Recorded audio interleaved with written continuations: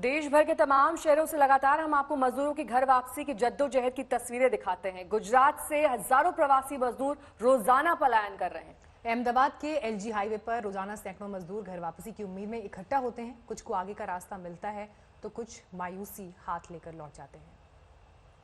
Lockdown के बीच गांव जाने की उम्मीद के साथ हर रोज अहमदाबाद के एसडी हाईवे पे ये लोग यहाँ पे पहुँचते हैं। आप देख सकते हैं बड़ी तादाद में यहाँ पे ये लोग पहुँचते हैं। दरअसल सरकार ये कह रही कि अब तक 3.5 लाख मजदूरों को वो अपने अपने गांव भेज चुकी है, लेकिन जो मजदूर है, क्योंकि गुजरात के अंदर अलग अलग राज्यों से आने वाले मजदूरों की तादाद काफी ज्यादा है। यहाँ पे रोजगार के लिए ये लोग आते हैं। 40 लाख मजदूर है जो यहाँ पे खास करके रोजगार के लिए यहाँ पे आते हैं। आप देख सकते हैं कि यहाँ पे ये जो मजदूर है वो इसी उम्मीद में यहाँ पे आते हैं कि उनको आज बस मिलेगी, वो रेलवे स्टेशन पहुंचेंगे और अपने घर पहुंचेंगे।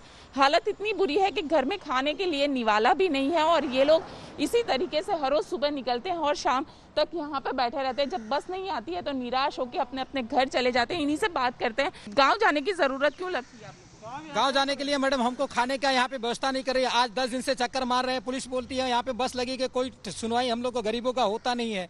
यहाँ से क्या है, घाटलोरिया जाओ तो घाटलोरिया से सिल्वर स्टार जाओ, सिल्वर स्टार से पुलिस डंडे मार के बोलती है शाम तक बैठा है। उसके बाद बोलती है भाई ये बस नहीं आएगी, चले जाओ। घर पे खाने के लिए कुछ भी सुविधा नहीं है, न राशन आटा है, न चावल है, कुछ भी तेल भी राशन, कोई राशन नहीं है। दुकान पे नहीं खुले। हम लोग खाने के लिए एकदम 1-2 दिन तो वैसे सोना पड़ता है। 4-5 दिन से ये लोग कह रहे हैं कि वो भूखे और इसी तरीके से यहाँ पे आते रहते हैं। इसी उम्मीद में आते हैं कि उनको बस मिल जाएगी और बस मिलेगी तो वो अपने अपने गांव चले जाएंगे और वहाँ पे कम से कम उनको 2 वक्त का खाना जरूर मिलेगा। कैमरामैन उज्जवल ओझा के साथ गोपी घांगर, अहमदाबाद, आज तक।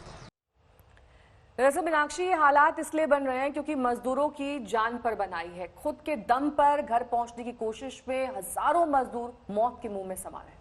और ऐसी तमाम घटनाएं भी हमने आपको दिखाई। भूख, प्यास, कमजोरी की वजह से मजदूरों की मौत हो रही है।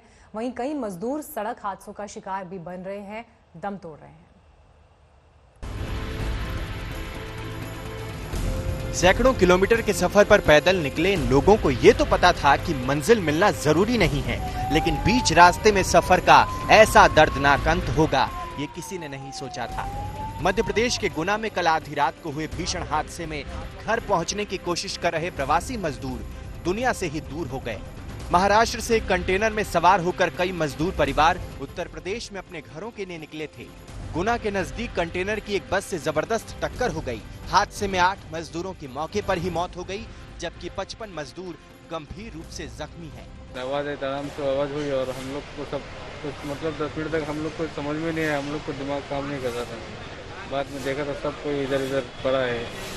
बाद में एम्बुलेंस को सब पब्लिक वहाँ थी जो उन्होंने फोन किया, सब बुलाया एम्बुलेंस को।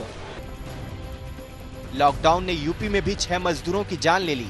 मुजफ्फरनगर में पैदल चल रहे मजदूरों को तेज रफ्तार बस ने रौंद दिया। ये सभी मजदूर पंजाब से चलकर बिहार में अपने घरों के सफर पर निकले थे, लेकिन ये सफर अधूरा ही रह गया। मजदूर थे वो बेचारे पैदल आ रहे थे।